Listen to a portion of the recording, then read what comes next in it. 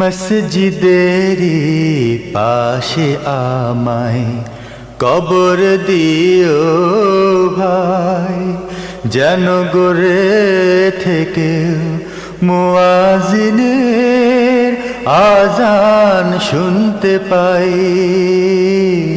মসজিদেরি পাশে আমায় কবর দিও ভাই, মসজিদেরি পাশে আমায় কবর দিও ভাই। আমার গোরের পাশে দিয়ে ভাই নামাজিরা যাবে, পবিত্র সেই পায়ের ধ্বনি বান্দা শুনতে পাবে।